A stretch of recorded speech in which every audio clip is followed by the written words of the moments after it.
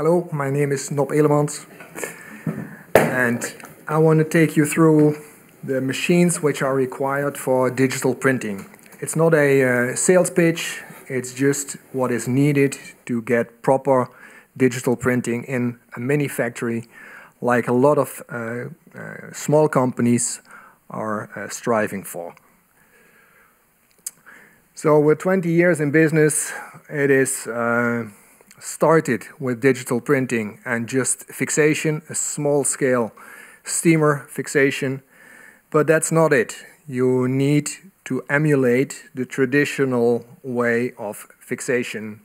So you need chemistry, you need a fixation machine, you need to wash off the chemistry after the fixation, and obviously when you have wet fabrics you have to dry it. So we have different steps that we need to accomplish. So we started in 2002 and we focus on small scale production, which doesn't mean we don't enter big companies, but digital printing is quite different from traditional printing. Even though you have the very big production machines, often the results are not satisfactory.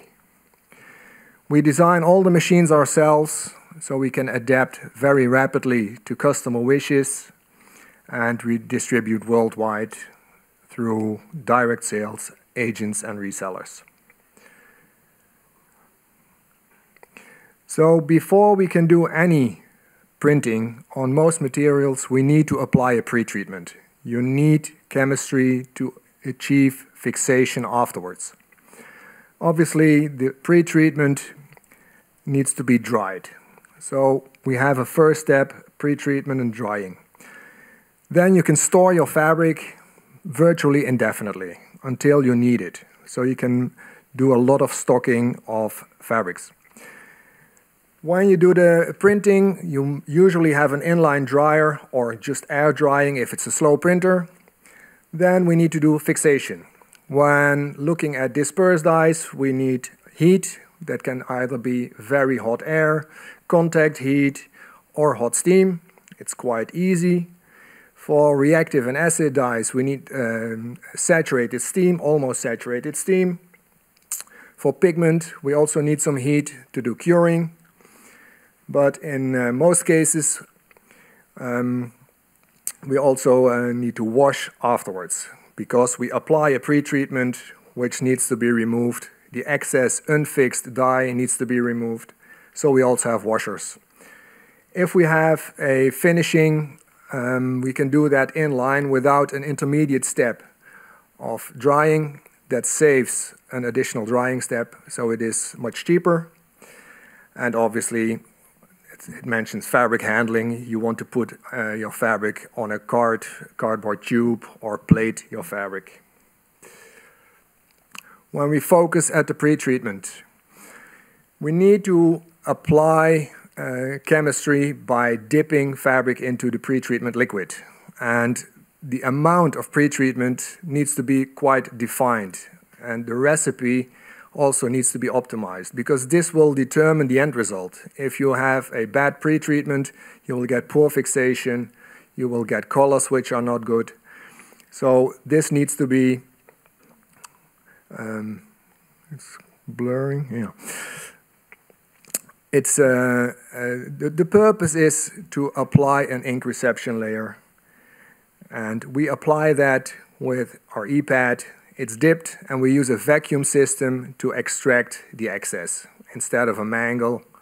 It is more even and much cheaper to achieve evenness. After the pretreatment, we put it on a cardboard tube, usually, which can be loaded into the printers.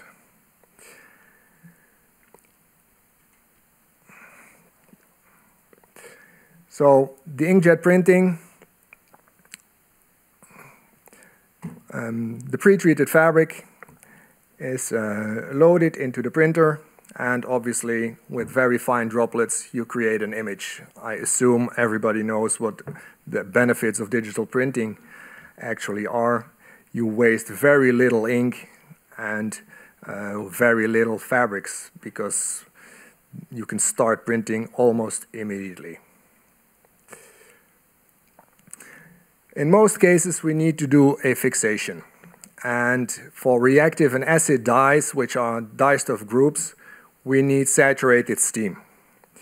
And we have machines which can do all of them. We can have hot air, we can have saturated steam, we can have high temperature steam. So it's really a universal way for fixation.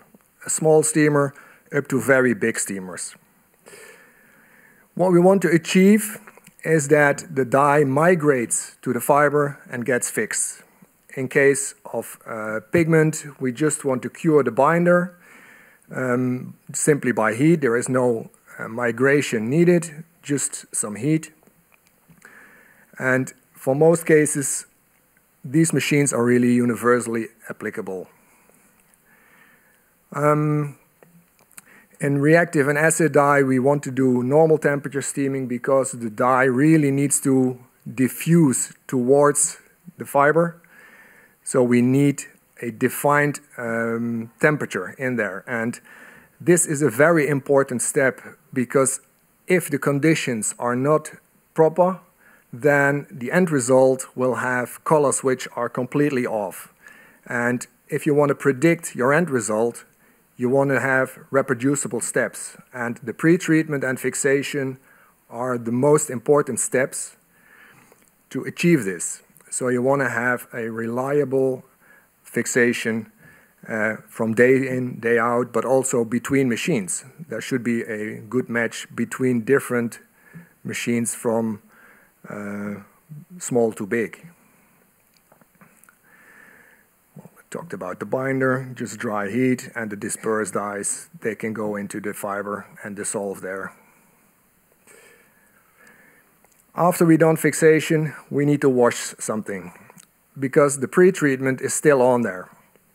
And you can't manufacture the garments without washing off the pre-treatment. So we have washers which you can combine into longer lines to increase production. We have several baths in there to first dissolve the salts, urea, alkali, start swelling the thickener, remove the thickener, but also in the last step, remove all the dye that is really deep into the fiber and has to be washed off to get a proper fastness. But there's always a compromise. So we can increase the speed of the line by increasing temperature, but you don't want to do that because of energy. And you don't want to spend indefinite amounts of time because you want to have a certain production. And we don't want to use a lot of water. So it's always a compromise. What we do in the machine is we recycle a lot of water. We also try to recycle a lot of the heat. All the fresh incoming water has heat exchangers, so you use less energy to heat up the water.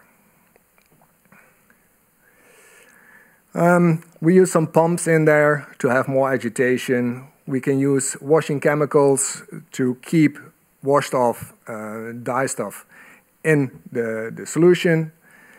And as mentioned, it's always a compromise between good colors, easy to wash off. It should also be cheap, it should be fast. But that is the goal and also the challenge for each customer to find an optimum solution. And not all of them go all the way. They simply stop when they get a recipe from us and they say, okay, this is it. But usually there is something to gain. So with a little bit of research, you can get better pre-treatments, shorter fixation times, and better colors. After the washing, often you want to have a finish on your fabric. The most common is fabric softener. What is also used is anti-static or Scotch Guard.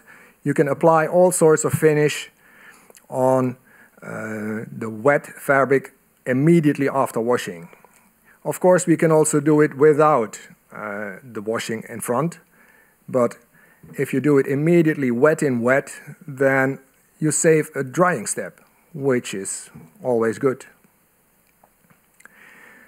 The drying we can do mostly on contact dryers. We can do it with convection dryers like the steamer. We have also misused the steamer on hot air for customers who are really small scale, but usually we want to have a contact dryer, which is an aluminum drum. The fabric is put on there, it's nice and flat, so when it is finished, you can put it on a roll. The challenge in all of this is to handle the fabric as well, because when we are a mini factory or small-scale production, we don't have the expensive machines like stanter frames and sandforizers. We want to supply everything to be produced in-house. Nothing needs to be outsourced. That's the goal. But there are challenges, especially with knits.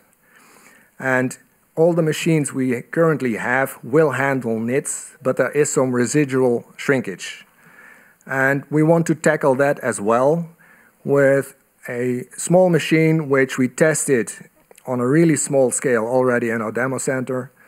That works, but Koen can now explain a little bit more about the project that we are targeting with a relax dryer. I talked about the fabric handling. This is a plater. It simply folds the fabric if you have very big amounts of production. And we have winders in which we produce the cardboard tube. We can also have cutters on there to trim the edges, similar like a stanter frame, which also cuts the edges. So I now want to give over to Koen, who is doing this project for the Relax Dryer.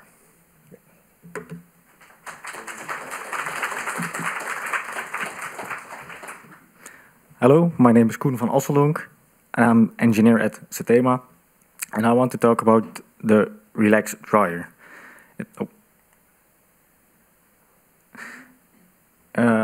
First, I want to talk about knits. Our machine works from roll to roll, and if we are pulling on the fabric will elongate, it will get longer, but the width, it will get smaller. And for example, if the fabric did roll up on the core, you will see what's actually printed as a round dot. It will be an oval dot. So there is some tension in the fabric, and the purpose is to let the oval dot come back to the round dot, and it needs to happen behind as final step after all our machines. The purpose is to get the fabric a bit moist inside the dryer. There will be the first J-box, then the fabric will be put together, so there is no tension at all. Then the first will be that there will be hot air blown against the fabric. It will enter the next J-box, and it will get taken out of the machine again. The air will recirculate inside the machine, so the moist air will get heat up again, and some air will be extracted. The components are not visible inside this drawing yet. The first principle of the machine will be batch-wise, so you put in 10 meters, and then you can get, after a few pumps, so back and forth, you can get 1 meter of fabric out.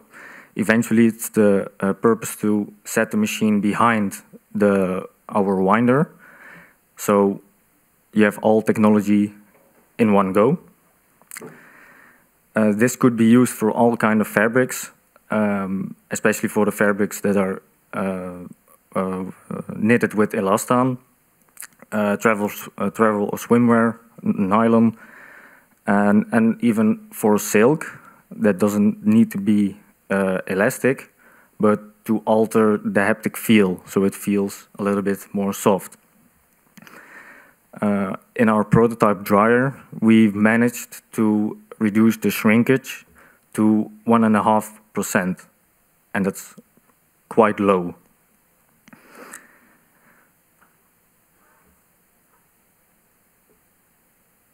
And here we have some examples of some installments of our machines. In front, you have two small cabinets that are the washers, and then the old dryer with a winder. This is the new washer, which not talks about. Here we have a small steamer in line with another in-feed and out-feed. This is our bigger steamer.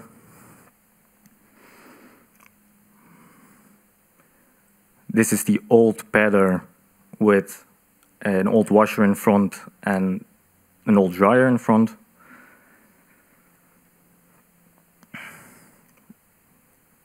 This is the setup for pigment. So we have an E-pad in front, a DD5, 5 big drums to dry, and a winder at the end.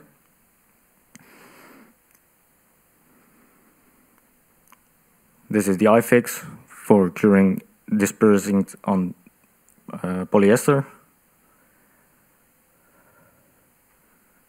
And as you here can see, we can add modules to one another. So we have a double E-steam to increase the capacity and thus the speed of the machine. And here you see in the back one E-steam with a plater behind, and in the front 2 E-steams with also a plater. And here you have every kind of technology to do the pre and post treatment for inkjet printing. And eventually the relaxation dryer will be at the end of this line. So that's, yeah. Thank you.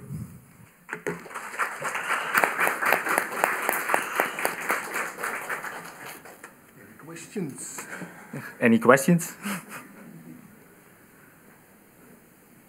What is the steam saturated? What we do is we go just above the boiling point. So we have, Just moist. yeah, but it's just 1 degree above boiling point. So we can maintain the temperature quite well. We have a boiler which is on board, which generates boiling water, that's it.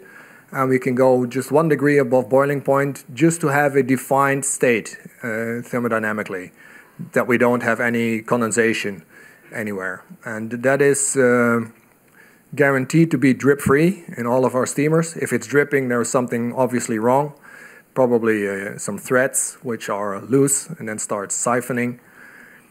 But going as close to the boil will give you the best possible fixation yields. And if you compare that with traditional steaming, then it's often more overheated steam, which, especially in reactive, will lose dye.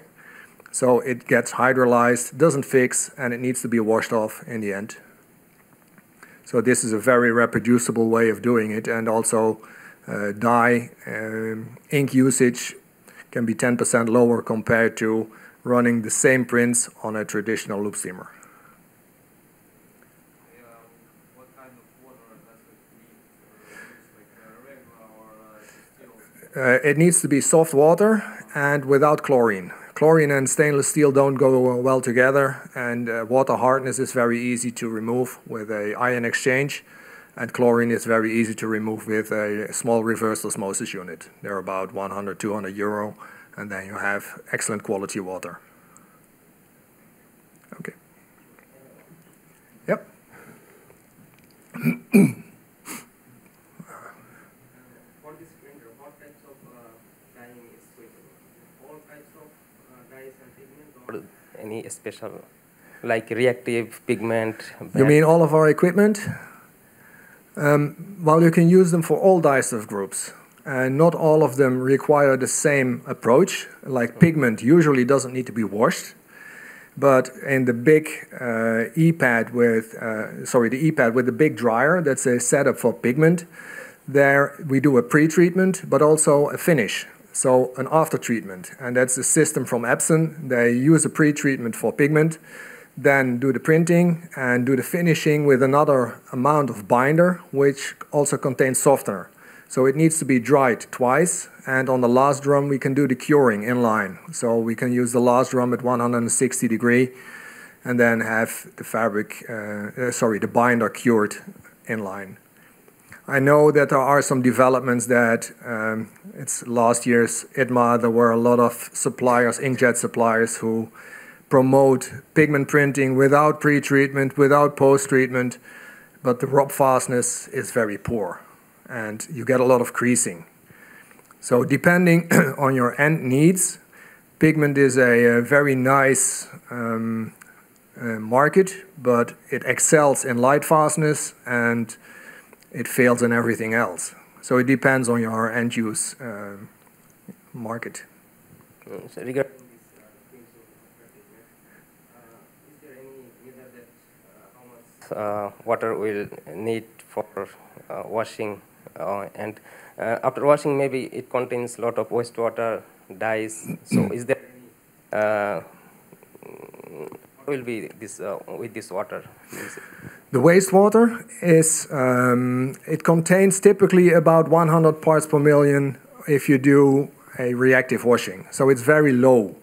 We are allowed to put it into central sewage. Most of the companies are.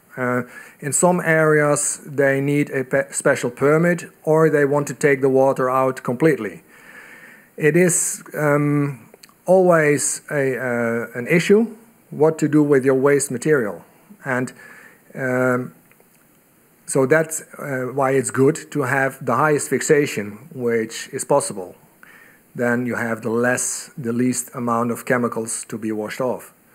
And when we look at the chemical suppliers, all the recipes they supply generally contain too much chemistry, especially if you have a good steamer, that you have well-defined conditions, then you don't need that much chemistry. But it's, of course, you always have to take care to handle your wastewater. The pre-treatment we can reuse, so you don't have to throw it away. Just after the pre-treatment, when you want to change over, then you have to clean the machine, which takes about 20 liters of water, which flushes away about 1.5 to 2 liters of pre-treatment. That was what's still inside the machine.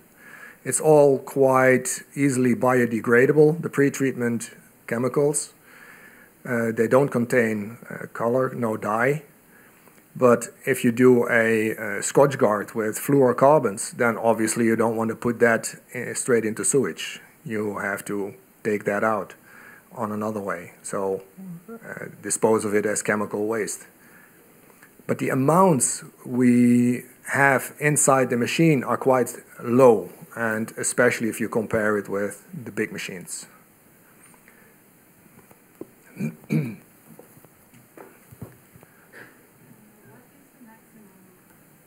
Width of the machine, of the fabric you can print? We have all machines in 3 different widths, 185, 2.5 and 3.4. So for interior textiles, curtains, we often have the 3.2 meter fabric. We have a 3.4 wide machine. 2.5 is very rare. We sell that very rarely. 185 is the most common. For fashion, it's always 1.6, 1.5.